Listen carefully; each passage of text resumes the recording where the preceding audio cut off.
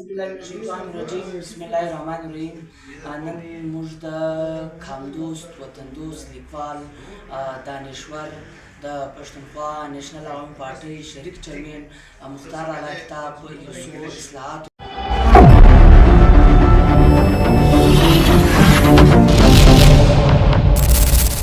کوم لیکنې کړي دي په هغه کې سیاسي اصطلاحات، اقتصادي اصطلاحات، ټولنیز اصطلاحات، ورسره فلسفیانه اصطلاحات په دې باندې کار کړی دی. دا کتاب یې پر دې باندې لیکلی دی، پر دې اصطلاحاتو باندې.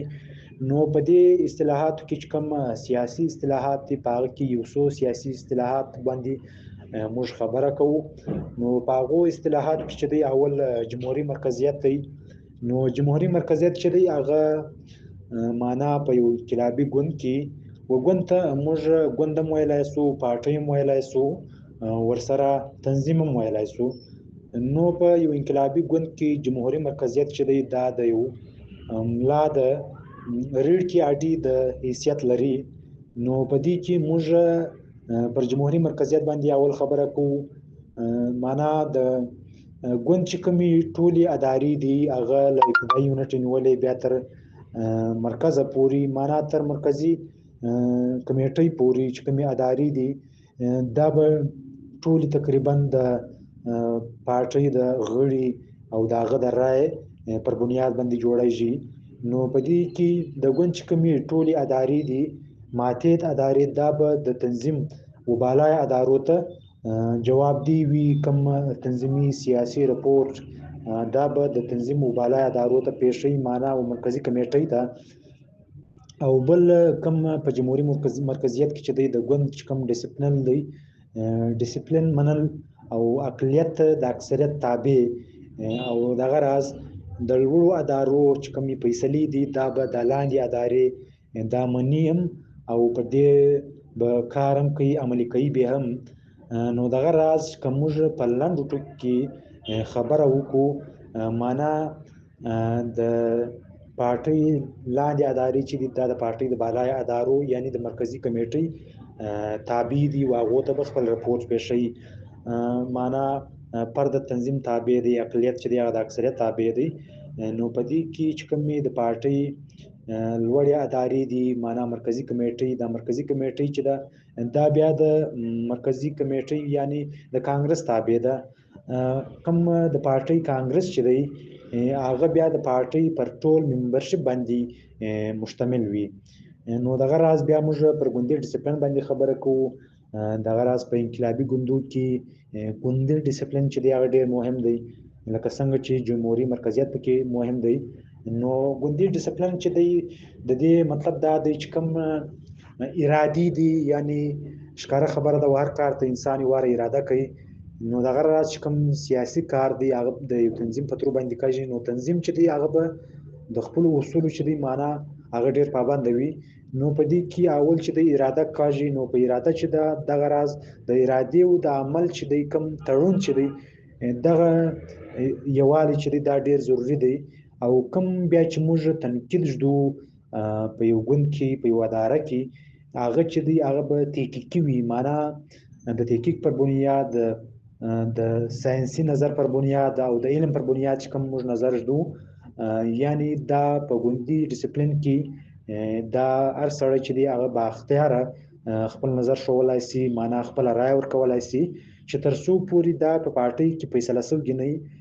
نو دغه راز تر هغو پورې دوی دا خپل نظر ښولای سي، خپل رائے ښولای سي. چې کله بیا په اداره کې یو پریکړه وسي نو بیا چې دی له هغه رامابعد له ادارو د باندې معنا بیا دغه رائے چې دا نسي پیښېدلی، پر دې باندې بیا خبره نسي کېدلی. ولې دا تر هغه وخته پورې کېږي چې د پارټۍ په ادارو کې یو پریکړه کېږي.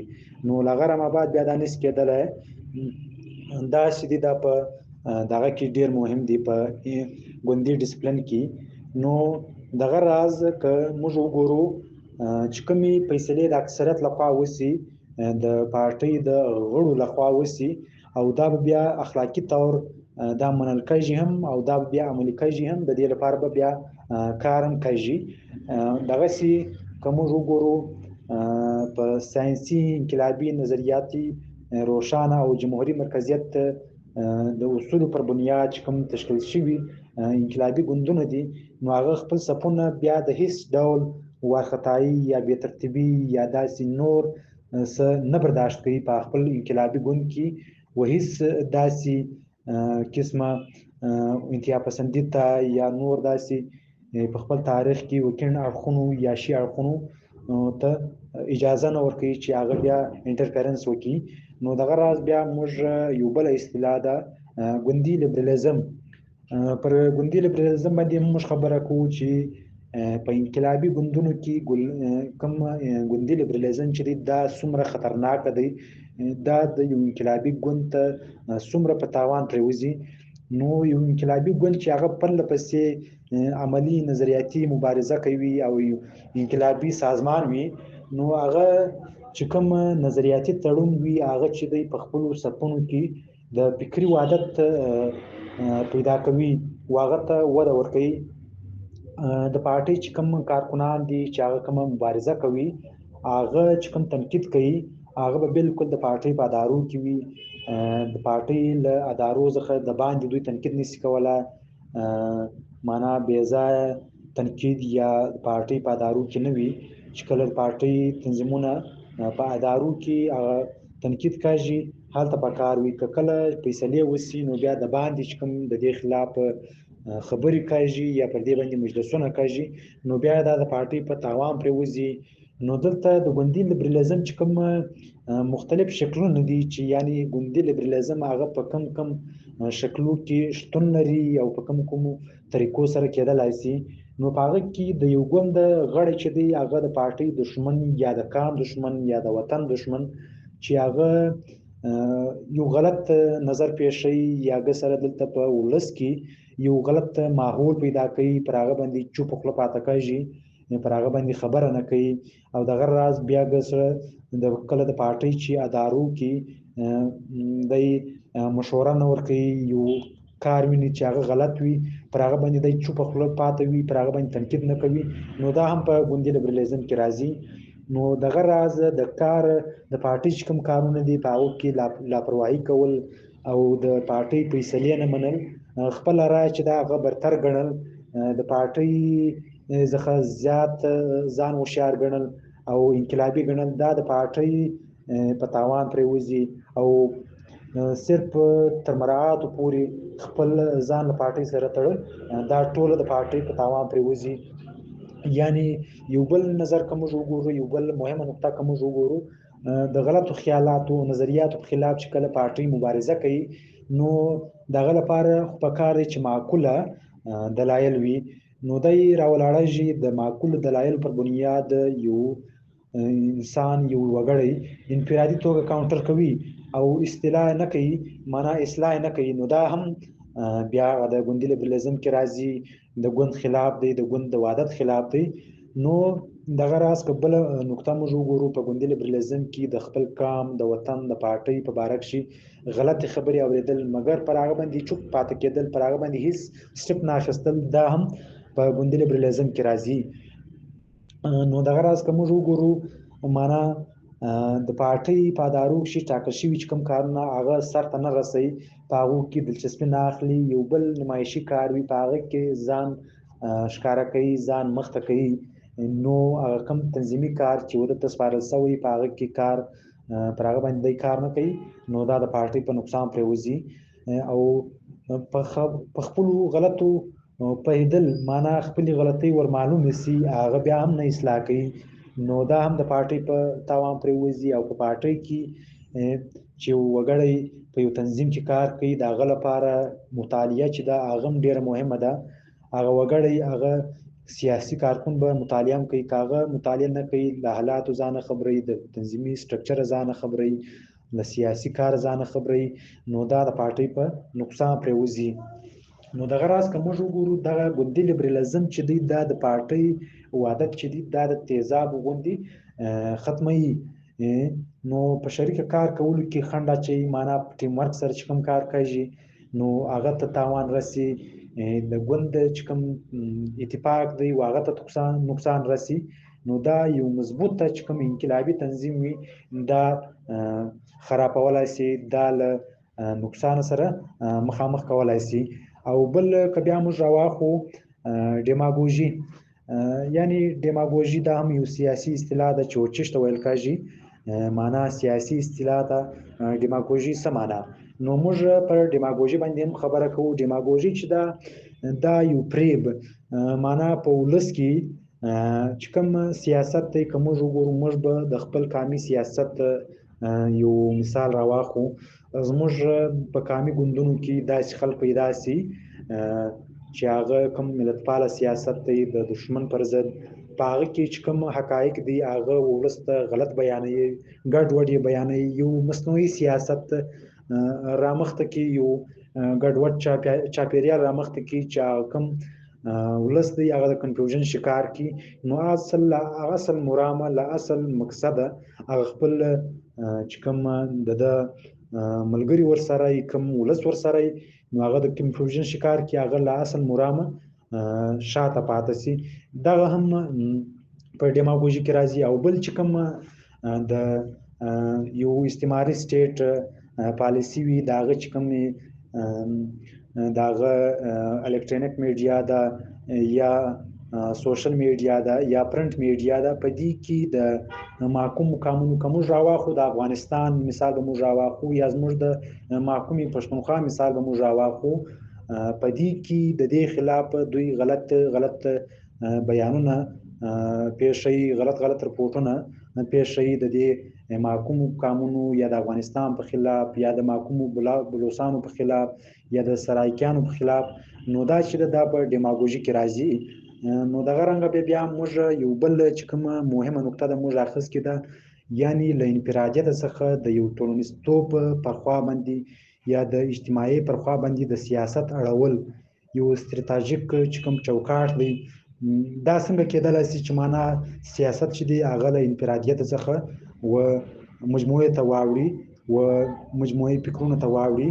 هغه چې دی معنا کله چې یو ګوند چې دی هغه د لوز سټرکچر شکار سي، په هغه کې مسلې رامخته سي، دلته په هغه کې انفرادي معنا موږ ویل انفرادیت څخه ټولنیزتوب ته اړول. معنا انفرادیت دا معنا چې انفرادي شخصیت راپورته کوي چې هغه د خپل ذاتي ګټو لپاره کوم تنظیم چې دی هغه هجې کوي، ټوټل تنظیم ډسټرب کوي، ل اجتماعي چې کوم ګټ دی لاغه څخه مخړی و دغه ته و خپل انفرادي ګټو ته. نو په هغه کې به موږ پر یو څو کومې مرحلې چې موږ ورته یې شکري، په هغه کې معنا اوله چې دا مطلب تجزیه او ویش. موږ چې کوم کله یو ګوند د انفرادیت شکار سي، داغه تجزیه کول او داغه ویش، داغه تقسیم بیا څنګه کوي. نو په هغه کې به موږ پر د هغه پر جوړښت باندې خبره کوو، د هغه چې کوم په هغه کې د ډیسپلین کمی وي پر هغه باندې به موږ خبره کوو، او سره پر شخصیت پرستی چې معنا هغه په انفرادیت باندې منحصر سي. د پر ګوند چې دی هغه د شخصیت پرستی پر خوا بیاي، دا یو ډیره غټه ستونزه وي په انقلابي ګوندونو کې چې دا انقلابي ګوند ته بیخي زیات نقصان رسوي، به زیات موزر وي. نو لدې ځخه دا ګوند بچاول لپاره د حل لارې چې کوم دي هغه په هغه کې به موږ ګورو چې معنا په ځان کې بدلون راوستل او کوم د پارټۍ داخلي ډیسپلین چې دی داغه به ډیر خیال ساتل کېږي. که موږ وګورو په ځان کې بدلون څنګه راوستل کېږي، معنا یو انسان چې دی یو وګړی په پارټۍ کې سیاسي کارکون د خپل شخصیاتو لپاره ګروپبندي کوي، پارټۍ چې دا پر ګروپبندي باندې یعنی پیرالل ټای باندې اړي. نو لاغه ځخه د پارټۍ راګرځول لپاره د مجموعي د قامي د وطني ګټو لپاره نو ښکاره خبره دغه لپاره په مجموعي توګه بیا مبارزه کوي. نو دای به ور په ځان کې بدلون راولي د دې شیانو پر بنیاد باندې د مشکم مجلس پر وکي او دغه رنګ داخلي ډیسپلین چې دی پارټۍ کې چې کومه دننه ډیسپلین دی د ټولنیز یا د اداروغه ودې ته بغاړج دی. نو ودې ته کوم وګورو بل چې کوم د دې د حل لار ده هغه ټولنیز مطلب د روزانیز معنا د روزانه پر بنیاد باندې تعلیمي ګوندي پروګرامونه کول یا سیمینارونه کول یا کنونشن کول د پارټۍ غا پر دې موضوعات باندې ژغا کول دا د پارټۍ د انقلابي ګوند په ګټه تمامېدلی شي. او بل که موږ وګورو روښانه او ثابت قدم پیغام رسونه په یو انقلابي ګوند کې ودې ته ډېر اړتیا وي چې معنا روښانه او ثابت پیغام. معنا روښانه دا چې معنا په کوم موږ مرکزي جمهوریت باندې خبره وکړه، موږ تنظیمي یووالی باندې خبره وکړه، دا چې دی دا په سیمینارونو کې او خپل سیاسي کارکنانو ته دا پیغامونه رسول او سخت تنظیمي ډیسپلین چې دی هغه فالو کول، دا په انقلابي ګوندونو کې ډېر مهم وي. او په هغه کې چې کوم د عمل وړ ګامونه چې دي هغه موږ خبره وکړه. ورځنیز چې کوم سیمینارونه کېږي، معنا په میاشت کې که په هفته کې نشي کېدلی، په کار دی په میاشت کې دا سیمینارونه وسي، کنونشن وسي، نو دا د یو انقلابي پارټۍ چې دي په ګټه تمامېدلی شي. په هغه کې چې کوم حساب ورکوونکی معنا یو سیاسي کارکون د پارټۍ غا د تنظیم غا چې هغه په پارټۍ کې عهده لري، هغه به خپل حساب ورکوي او خپل احتساب هم کوي. نو دا د یو انقلابي ګوند چې کوم سټرکچر دی دا ډېر مضبوط کولای شي، نو دا د هغه په ګټه تمامېدلی شي. نو دا زموږ موضوع پر دې اصطلاحات باندې موږ خبره وکړه. مننه.